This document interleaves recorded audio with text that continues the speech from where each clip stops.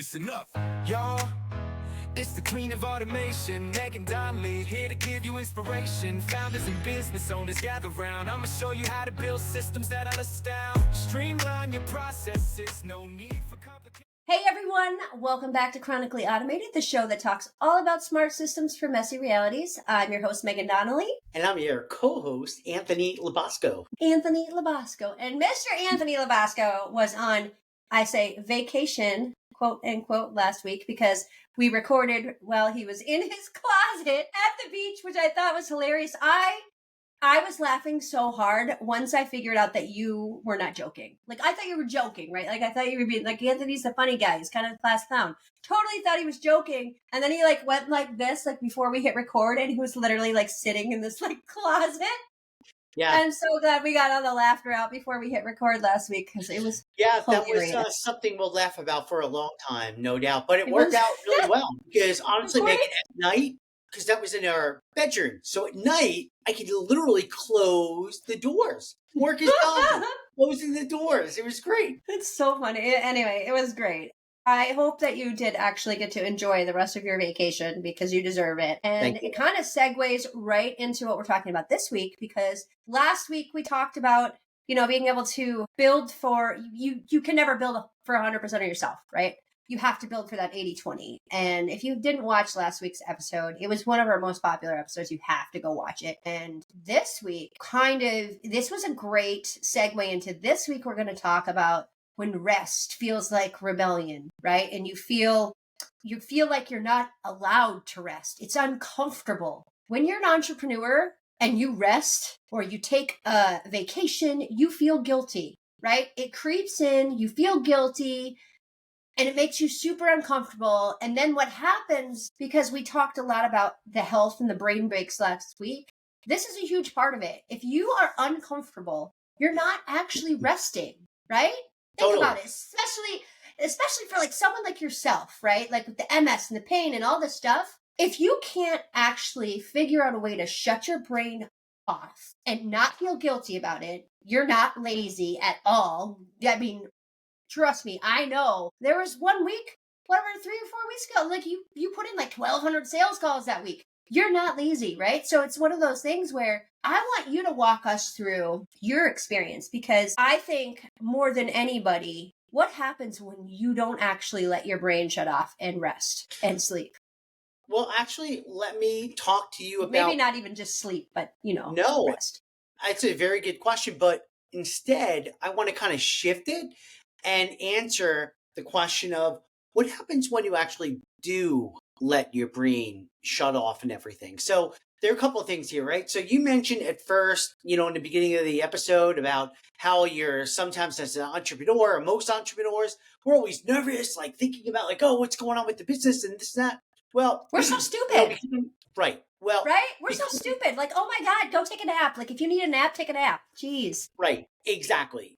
But in my case, or many cases of entrepreneurs that are in that startup mode, that growth mode and everything like that, it's not even a matter of not being responsible and this and that. It's a matter of, okay, I'm going to bring my office with me because I can't relax if I'm not doing this stuff, even if I do it for like an hour, but I'm doing it the right way. So that helped me significantly so I can walk down the street, go to the beach, lay in the beach and have a great time. And I did that for almost 7 days. And let me tell you something, before I went away, so with MS, I have pain because of my trigeminal nerve and everything. I did have some pain in my face, a little bit, but that's always a sign of something worse happening. The pain had gone away after spending 7 days, not only on the beach, but relaxing. And I definitely took some time. So there is so much value in that. And Meghan, and not that I'm always thinking about you, but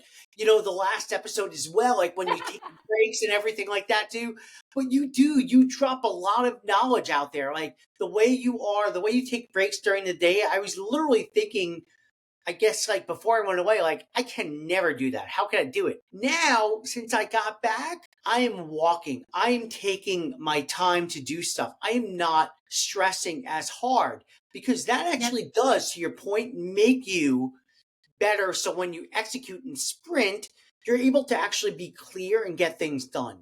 So that's my Exactly. takeaway, is that when you are letting your mind rest, and it's so important to do that, especially when you have autoimmune, whatever it is, everyone needs rest. Everyone needs to give the brain a break. And when you do, amazing things just happen. And, sometimes you get caught up in everything and you say, I want everyone to scrub this back a little bit, rewind a little bit, and listen to what Anthony just said. Everyone needs breaks. Everyone. I don't care if you're neurodiverse or chronically ill, or you are the healthiest freaking person on the planet. You need breaks. You need sleep. You need rest. Especially if you're an entrepreneur who wants to sit in the A room or sit at the A table or whatever. You want to be an A plus entrepreneur, take a freaking break. Okay. And it looks different for everybody. For me, my brain is always so I have to take more frequent breaks, because if I don't, I'll explode. We've probably all seen it happen. I'm just kidding. The people who work with me have seen me woo, because it's a real thing.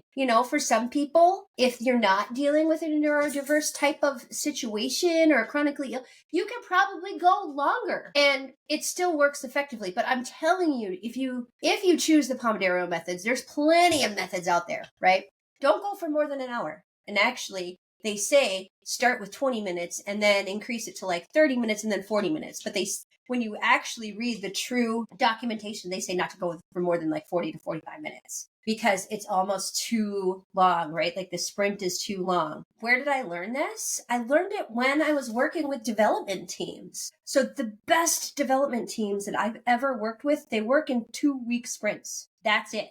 So these development teams, you pick off, if you're developing a software or an application, we're talking hardcore big, software applications and stuff, right? The Salesforce, let's take Salesforce, for example. And we all know how much I love Salesforce, but the best development team that I've ever worked with that worked on Salesforce implementations, they worked in 2-week sprints. So they would pick off a huge chunk of the projects, start to finish. I mean, we're talking start to MVP launch in 2 weeks. That's crazy. It's so fast. And they were able to cut their overall implementation timeline down from, because it usually takes years to implement Salesforce, right? They were able to cut it down to 6 to 8 months max. And we're talking that's from the ground up, full implementation, sales, marketing, lifestyle, the whole thing, which was insane. Now you paid for it, but it was damn good work. Same thing, right?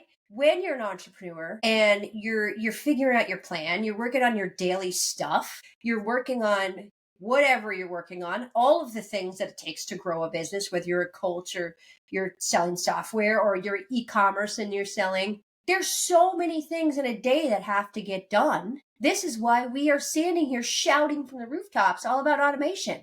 Because if you can automate, maybe you're not going to be as crazy as me and automate 80 to 90%. But if you can automate 50 to 60% of your business, that's taken off your plate. Holy shit. Think about how much time that frees up. And then think of sorry, Megan, I didn't mean to cut you off.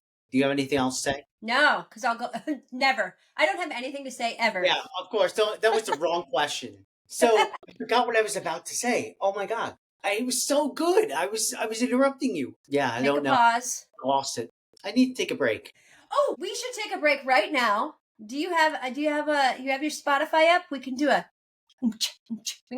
Anyway, oh my God, we are way off topic now. So Anthony and I have share this love for music. So during our breaks, we have dance parties. I highly recommend it. It's a lot of fun. Sometimes we do them together. Most of the time he's over there by himself, but whatever floats your boat. Dance parties are great. Just movement in general. But the biggest things with the automation is when you're doing it correctly. Okay, go. You go. Okay, so what I was going to say to all the listeners out there, right? I mean, I launched LoboStack essentially in January, right? So all the talk about automation and everything, I mean, that obviously is, for, more mature. I'm definitely more mature than I was in January. At that time, I was pulling a lot of things together. When you look at the lifestyle of a business that you're starting up and everything like that, you got to go to market plan together. You have to do this, you have to do that. And you're on your own, right? So there is a lot. And there were some nights I was working, very late for me. But once you get over sort of that hump and you start to realize that some of this automation you actually can start embracing and bringing into your business, it is such a game changer. I think for everyone, you have to be ready to listen, and you have to be ready to really be in a place to really absorb it and to really Yeah. say, oh my God, this would be amazing for me. You know what?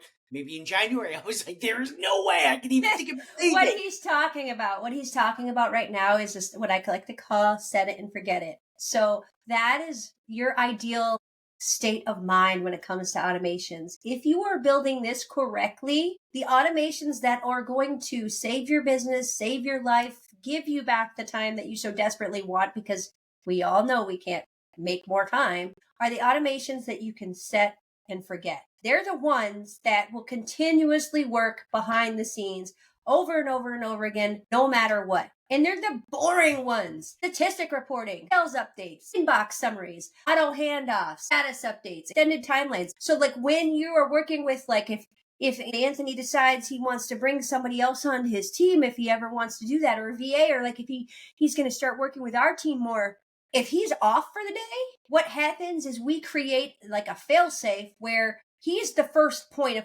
think about it like an AI bot, a voice of AI bot. We have the ability to turn that AI bot, whoever calls you or emails you or whatever, to be the second in command. So that when you're off to lunch or you're at a networking event or you're out of pocket, that AI bot or chat bot is there answering the questions and doing the things for you. Or it could be a human. It doesn't have to be AI. If some people are still leery about AI, fine. But what happens is all the notifications go to your VA or your assistant or whoever's working with you. They go to that second in command. And now that person is able to step in and take over exactly where Anthony left off. Exactly. So you build these things out. So there's communications happening. Now, if you're able to do this and you don't have a system that gives you a communication history or a communication trail, you need a new system. Just saying. Not sales pitching, I swear to God, but you have to have the trail so that when the next person steps in while Anthony's over here in Networkingville, they see that trail so that they can answer the questions correctly or you respond correctly with whatever needs to be taken care of. Yeah, and what Meghan is saying, this is so important. And this is such a mind shift right now. I'm telling you right now. So pay attention. This pretty much is not building a business anymore. You are building a life, and you are building a business around your life.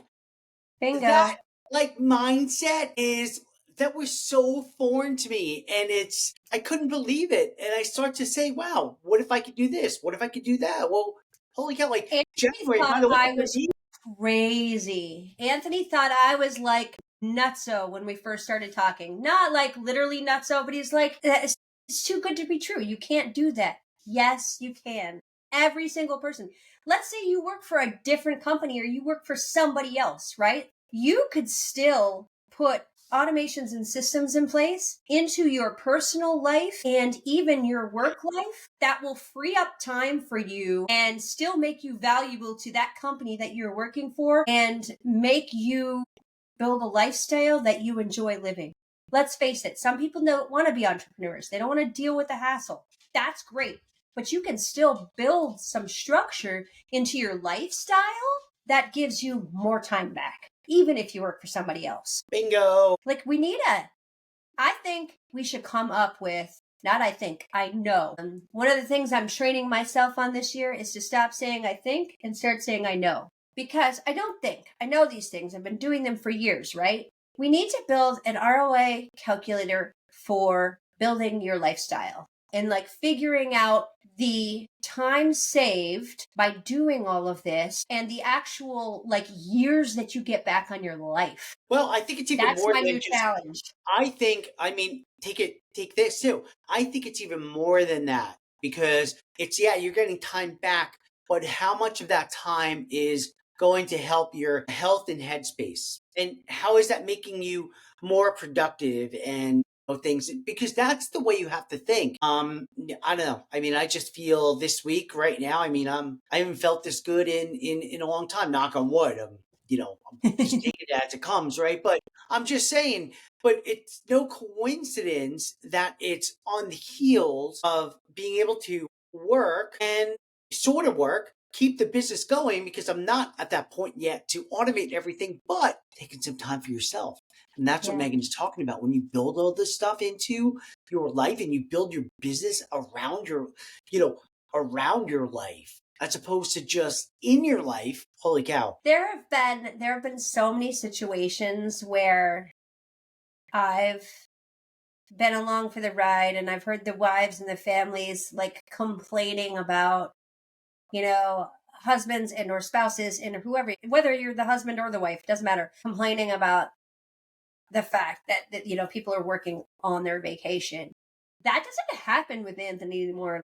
There was a time, and I bet you could tell us a story about it, and I know I'm going to tell you a story about my life. The reason that I left corporate, the big reason, was because I did not set my own personal boundaries. That is 100% on me, and I let them take advantage of my personal time and my personal boundaries. And I worked stupid hours and then made myself available to people who were, and open it and available to people who were going to take advantage of my time. Right. 1 a.m., 2 a.m. messages and just stupid.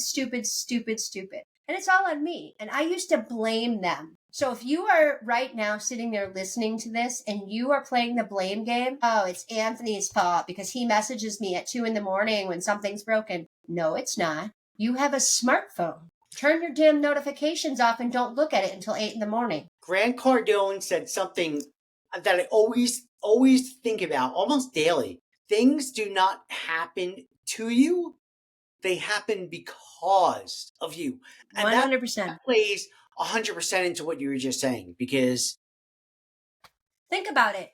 We live in a day and age where you control your smartphone. You control, if you have a house phone, well, I don't know how to help you. People can call your house, throw away your phone book. I'm not really sure. But you control all of this. You control your time. Nobody can take your time away from you unless you allow them to. Take your rest. This is not a rebellion. You do have nothing to feel guilty about. And you know what? If that person that is abusing your time really, really, really feels like they need to abuse your time, that's not the job for you. no. If you come in the next day or answer their shit the next day and they are mad at you, that is not the job for you. That is a them problem, not a you problem. I always say things like, that's a problem for future Meghan. I feel like that you could very easily apply that to this. That is a problem for future CEO that's bothering you, right? Like, guess what? I no longer work for you. And I know that's easy. It's really easy for Anthony and I to sit here and, say this, right? Because we've already done it. We're living it. We've made the choice. But I swear, start taking little steps now to protect your time. I don't care if you're an entrepreneur. I don't care if you work for somebody else. Your time is your most valuable asset. Your health and your time are the most valuable things you have. You need to protect them. And it is not. And Megan, I'm going to say this. If you cannot create those barriers, and again, I mean, I've been in sales my entire career. It's not easy to build those boundaries sometimes, or in some cases it is easy in sales, right? So you just have to do it. It depends how it is, but regardless of, if you can't do it in your job, regardless of what you do, like Megan said, maybe you're in the wrong job, and that's going to lead to bad things. And, for you, for the way you are, the way you feel and everything like that too. Let me get off my soapbox. And all of my other sales friends outside of the Anthonys of the world, and I apologize because some of you will probably hate me for saying this. Don't be the asshole that's making sales calls at 8:00 at night. Sorry. I'm sorry. But if you're selling something at 8:00, if it's really that important, come on. Well, look, I mean, I can't think of one thing where I would pick up a call unless I was trying to do a job with a vendor in Australia, right? There's not a situation where any human being on the face of the earth needs to hear from you at 8 p.m. their time to try and sell them something. Well, the reality is that there are a lot of people like that, and there is, and I know we're getting toward the end of it, but the point is that if you are in that situation, and look, if you love doing that at like, all hours of the night and stuff like that, God bless you. For me, I don't. And Yeah. I can't, right? So, my days, I love my days too. And my days pretty much are from 6 a.m. until, I don't know, 8, 9 o'clock. However, there are breaks and everything like that. But I purposely have done that for the reason that I don't want to be out entertaining and things like that all the time because I can't do it. So Yeah. if you can do it, great. But if you can't, that's on you and you can change that. But you're also doing a really great job of, we were just laughing about this before we hit record. You're also doing a really great job of intermixing that with the family stuff, right? And same with me. If I work till 8, 9, 10 o'clock at night, that's because I Yeah. took 2, 3 hours off in the middle of the day for something that needed to happen, right? We're not sitting here telling you to let your work slack. Like you're just going to go be a lazy asshole and sit and watch Netflix and fall asleep. That's not what I'm saying. Like, if you want to do that, great. And you can actually get back up and function and do your thing and still work the normal hours that you work, great. For the rest of us, it means give and take. It means that you're building a lifestyle where you can take off 2 or 3 hours in the afternoon because you can come back and make up those 2 or 3 hours, right? Like my family knows if I take off on a Wednesday for all Wednesday afternoon, because that's when Richie has off, he knows that I'll probably come home and put an hour or 2 in that night. Like he knows that that's the give or take. You want to go out Right. to lunch and we want to go and maybe hit some golf balls, right? Awesome. We can do that. But he knows that the give or take is I'll probably work an hour or 2 at that, and that's okay. As long as it's getting done and it's getting done effectively and we're not seeing sales slip and stuff like that, you can build lifestyles like that. And there are some days where it doesn't even really matter if I put the 2 hours in at night. I'll just pick them up in the morning. What I usually have a tendency to do, and I don't know, some people can do this and some people can't, is I'll add an hour on in the morning and then maybe add an hour on the next day or something like that, right? So like if I find like I get up in the morning before the kids have to go to school and stuff like that, I am up, I've got my coffee and I'm working and I'm doing all this stuff. Then by the time the kids get up and I have to start the day for school, I'm less irritated with that process because I've been up for a few hours and able to like get into my day.